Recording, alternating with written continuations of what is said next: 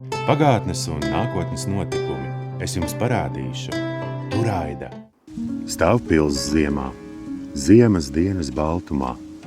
Jumts kluss, skursteņi mierā pret debesīm. Neviens te nedzīvo, bet tukšums nav tukšs. Tas glabās soļus, balsis, gaismu vakaros. Augstā diena visu padara skaidru. Dzīve aiziet, vien paliek tās forma.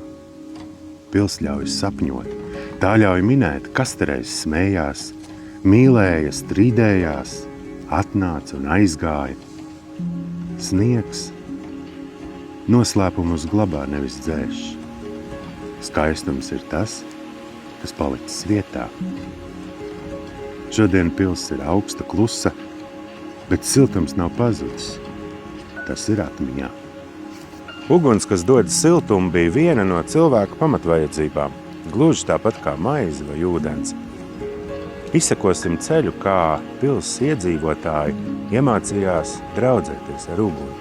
Es pieļauju, ka pils sargi ārpus pils mūriem sevi sildīja tieši šādā veidā, ar visparastāko ugunskura.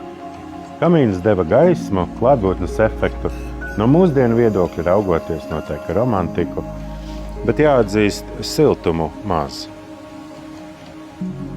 Turaidas pilī darbojās siltā gaisa krāsnes. Kad uguns palika laukā, bet siltums ceļoja zem kājām, lēni un nemanāmi. Krāsni kurināja no ārpuses. Tai sakarstot sila šī telpa. Zem otrā stāva grīdas atrodas kanāli, pa kuriem no kurtuves plūda karstais gaiss, apsildot telpas. Melnajās virtuvēs dūmi necēlās skurstenī. Tie meklēja izeju griestos, tie palika telpā, nosēdās uz sienām, uz cilvēkiem, uz laika. Odiņu krāsnes. Tās ne tikai sildīja, tās rādīja gaumi, varu, laiku. Var teikt, ka siltums kļūst skaists.